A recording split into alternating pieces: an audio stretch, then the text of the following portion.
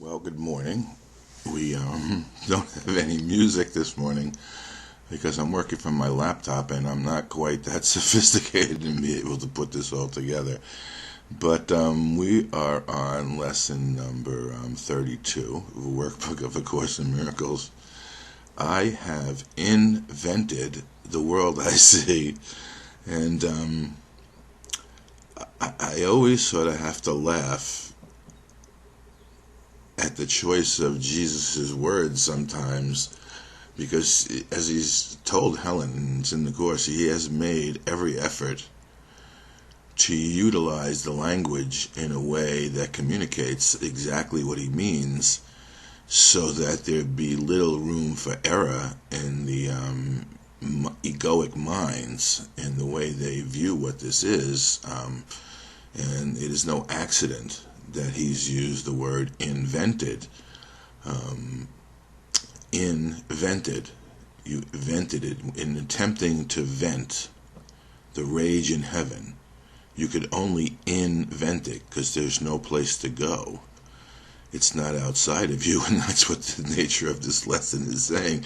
You can't possibly be a victim of the world that's outside of you, if it in fact it is within you and is of your own making and does not exist, except as your invention of a way in which to experience separation from everything, which is literally impossible if you understand the meaning of everything. This course can't be understood in the terms of opposites, because opposites don't exist. Either light or dark is true. So obviously it must be a dream, and it's a dream of our own invention. When that tiny mad idea, which we remembered not to laugh, entered into our mind, and we began to project our outrage, there was no place for it to go but to continually experience it as an inventation within our own mind and heart, which causes us the consternation of being here as a human with no seeming solution to our life or problems, except hopefully we die one day and leave everything for somebody else to deal with. So today we are continuing to develop the theme of cause and effect. You are not a victim of the world, you see, because you invented it. You can give it up as easily as you made it. You will see it or not, as you wish. While you want it, you will see it. When you no longer want it, it will not be there for you. And I was attempting to express the binary nature of A Course in Miracles simply because it's either true or false. There's really no room for discussion at certain point in times. I mean, we can discuss it until we're blue in the face. We can quote each other to death, but it's either true or it's false. When you will not see it, you will see it or not see it as you wish.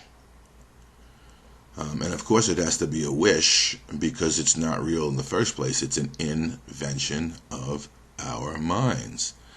And it's being played out. Consciousness, the domain of the ego, is being played out within our minds, as if it's a screen.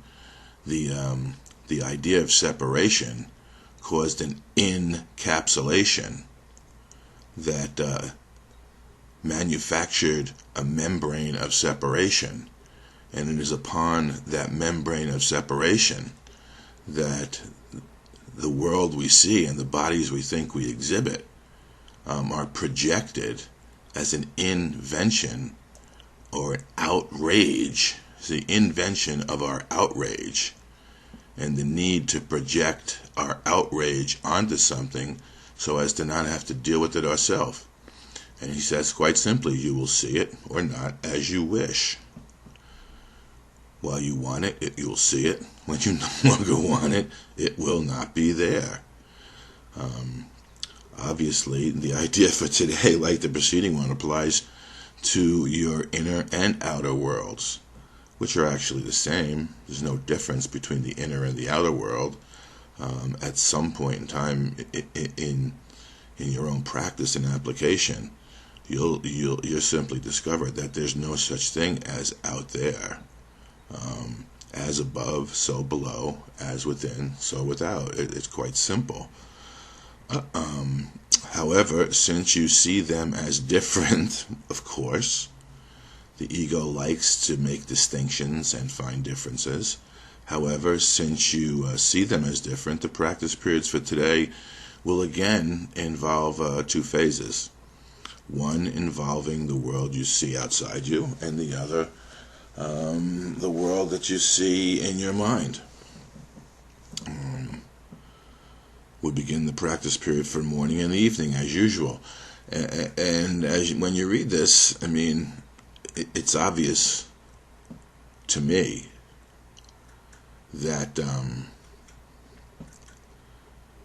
what Jesus is introducing and allowing us to discover within our own experience as we experiment with these ideas is that rather than becoming preoccupied and having the world and the identification with the ego be our preoccupation, what happens with this, we do it in the morning, and that sets the direction for our seeing for the day, and we do it in the evening, and that sets our direction for our experience of the rest of the day or the nighttime.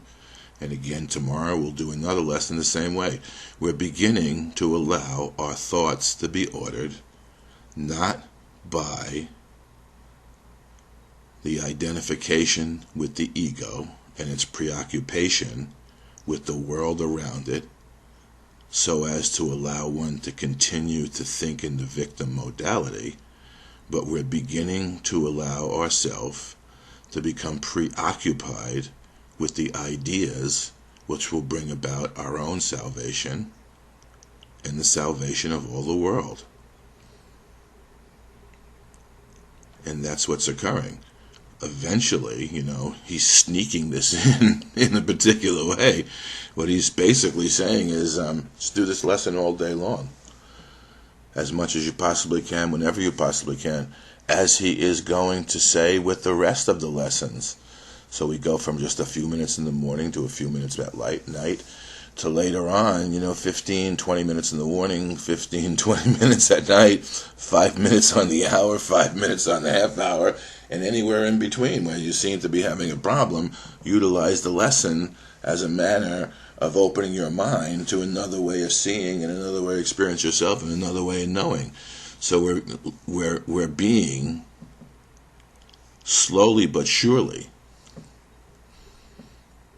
we're being guided in the manner by which we give up the world and surrender our need to continue to identify with what's false, and begin to recognize within ourselves, within our brothers, and within all the world what is actually true. We are slowly turning around the thought or the manner in which we have reversed effect for cause, so as to allow causation to be seen and recognize where it truly is, and allow effect to be associated with cause in the proper dynamics of cause and effect, so we no longer have to be afraid of our own thinking and the thoughts that we've had and the thoughts that we think we may have, so as to right here and right now begin to recognize our own true causation within the totality of causation and the reality of the kingdom of heaven, in which we are already whole and perfect. We're going to watch the Super Bowl today.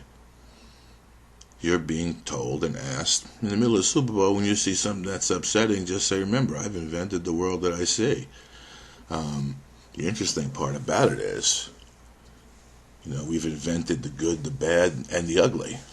The beautiful, we've invented it all. And we're going to learn that the source of the true beauty that we see is because we do still have moments of recognition of true causation, because we can't avoid it. It's our eternal reality. It's always there. We didn't go anywhere, and it doesn't go anywhere. And so it's always there to turn to, and by the process of utilizing the lessons of the workbook of A Course in Miracles, we are giving up slowly but surely. Make no mistake about it. Slowly but surely, we are giving up our great preoccupation with the world and its innumerable meaningless problems that attempt to allow ourselves to think we can either be victims or victimized.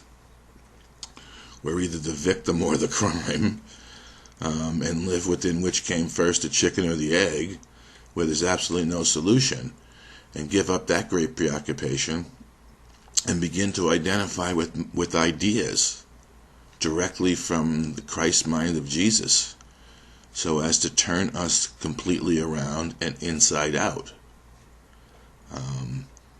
So we have, I have, you have, he has, she has, we all have invented the world that we see, and just as easily, when we get tired of our own invention, we can get outraged enough so as to want a true solution. Because there's no solution in the world. There's no solution in the invention. There's no solution. There's no end to the amount of problems that we can invent and then attempt to manufacture solutions for. And today's idea is just an indication of the truth of that. So if we look at what he's saying, close your eyes, look around your inner world, try to repeat them both as equally, try to treat them both as equally as possible, because the truth of the matter is they're both the same. They are equal in their illusionary aspects, and your mind is powerful enough to confound yourself into thinking that they're different. So it's your necessity, the responsibility, and the willingness to be responsible comes in the simplicity of one day at a time, saying yes to the willingness to follow the directions that are given to us in these lessons. For the 2 longer practice periods, 3 to 5 minutes are recommended, with no less than 3 required. More than 5 can be utilized if you find the exercise restful. To facilitate this, select a time with few distractions, when few distractions are anticipated, and when you will yourself feel reasonably ready. These exercises are also to be continued during the day as often as possible. The shorter application consists of repeating the idea slowly as you survey either your inner or outer world. Doesn't matter which you choose. The idea should also be applied immediately to any situation that may distress you.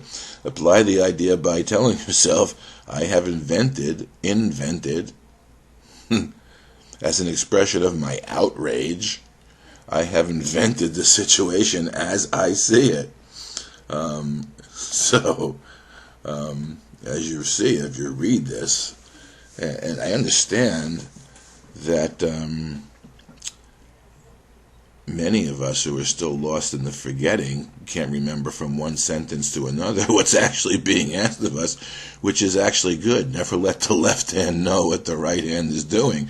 Slowly but surely you're being led in the reversal of effect and cause to recognize yourself as true causation, where thoughts do not leave their source, and that's part of this lesson. You recognize thoughts don't really leave their source to go anyway, and if you're a thought in the mind of God, then you've never left the mind of God, and you still are perfect and whole in the reality in which you were created. So there's absolutely nothing to fear except your own thoughts, and today we're taking a giant step in the willingness to see that there are our own thoughts, to see that we're not a victim of the world we see because we invented it. And we could just as easily give up our own inventions. Like a child, when he outgrows a toy, you let it go because it no longer serves a purpose. It no longer serves the value system that you have in your own mind and heart. And we're giving up the world's value system as our preoccupation as we enter into the occupation of being savior of the world, because we're saving ourselves time and meaningless and endless cycles of birth and death, rather than continuing in the ways of a lost child. We're becoming to recognize who we are in the mind of God and just what exactly is happening and where exactly it is occurring. So I've invented the world that I see, and so be it. End of story. You will see it or not, as you wish. While you want it, you will see it. When you no longer want it, it will not be there for you to see. And remember, these are not exercises in judgment. There's no need to judge yourself on this. It's just a matter of fact. It's not good or bad. Remember the other lesson from the other day. You have to learn to stop thinking of things in terms of good or bad or guilty or not, and begin to just look at it all as meaningless. And as it becomes more and more meaningless, it's easier and easier to let go of. It's valueless in your pursuit